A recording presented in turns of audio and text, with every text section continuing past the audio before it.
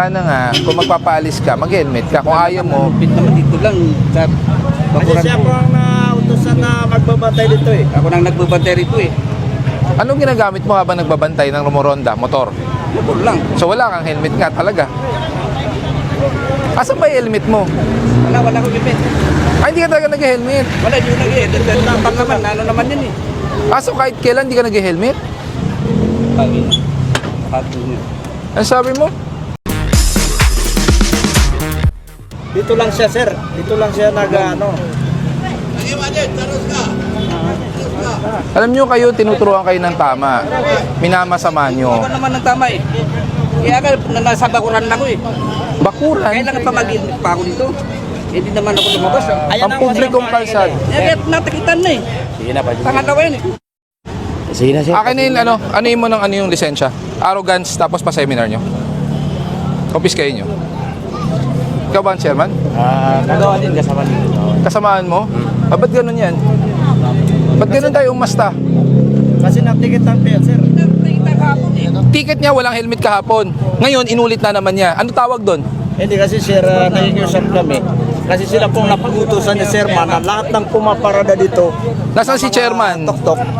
Inutos po ba ni chairman na pwede siyang hindi mag-helmet? Kasi may mic, mayroon pa kaming dalang mic eh. May mic pa kami. Ang tanong, sinabi ni chairman Romonda ng walang helmet? Oo, ay wala po sinabi. Pero sila pong nagsasabi ng mga tok-tok na pumaparada. So ngayon, pag... para alisin sila. Okay, karawin natin, sa inyo nang galing. Pag nagtatrabaho sa barangay, inutusan ni chairman, pag may paglabag, kailangan bigyan ng konsiderasyon. Ganun ba? Hindi kasi sir, ganito yan sir eh. Dito naman sila nagro-ronda eh. Hindi naman sila lumalayo eh. Ano po tong kalsada? Pribado, publiko? Publiko. Pag public, meron tayong sinusunod na batas. Oo, alam Kahapon, namin nandito yan. po kami. Kasi ang pagkakalam ko sa mga helmet, pagka lumalabas ka na highway. Eh dito kasi, karamihan sa mga tok-tok natin ay mga pasaway. So, ang ginagawa ng mga kagawad namin ay sila po nagsasabi na Ano po kayo sa bawal barangay? po. Ano po kayo sa barangay? Bayaw ko yan eh. Barangay ka rin po? Hindi po, bayaw Okay, bayaw mo. Oh, so Eh, baka ako- siguro sana, pwede nating pagsabihan ko. Oh. na kahit pag nasa publikong kalsada, sumunod tayo. Kasi unang-una, Sumusunod mga kami eh. hindi, ang unang-una, syempre naka-uniforme ng barangay. Alam Kaya natin. Sinusot niya yung damit niya para mapansin siya na hindi siya sibilyan. Para makita siya na siya po kasama sa inyong nanunungkulan dito sa ano. Kasi siya pong nagsabi na bawal po sumarada dyan. Kasi karamihan dito mga pasaway. Ibig sabihin nga, pag... Nag-assist ako kanina eh. Kaya nga, ibig Napasaway kasi sabihin... dito eh. Kaya nga, ibig sabihin, Kaya nakikiusap kami ng maayos sa mga sidecar o mga motorista na bawal po kayo pumarada dyan. Kasi may dala pa kaming mic eh. iba po ang usapan ng tumutulong kayo sa may nilalabag. Ang nilabag yung helmet.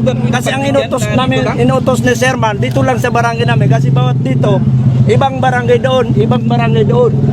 Ang tinututukan namin kung ano ang nasasakupan namin dito eh. So, ang gusto niya mangyari, wag nang tikitan. Yan ba gusto niya mangyari? Hindi kasi na Hindi. Ayun nga, ang pakiusap niya, wag siyang tikitan. nasa sayo niyo yan eh. Kasi sinabi mo na Kasi may ticket na eh, kahapon, tapos ngayon, hindi ba alam iba mo yung ticket? kami sumusunod kami sa inyo eh. Kayong nagsabi na ibawal ang mga parada. Oh, exactly, bawal talaga pumarada. Sumunod kami sa inyo. Magkaiba po yun. Hindi natin problema yun, yung parada. Okay na po sir. Hindi yun ang problema natin, yung parada. Kami sumusunod kami sa inyo eh. Opo. Kung gano'n, hindi lang ako mag-assist dito ngayon. Hindi ko kasi Kahit anong mangyari dito. kunin niyo yung... Kami na sumusunod sa inyo.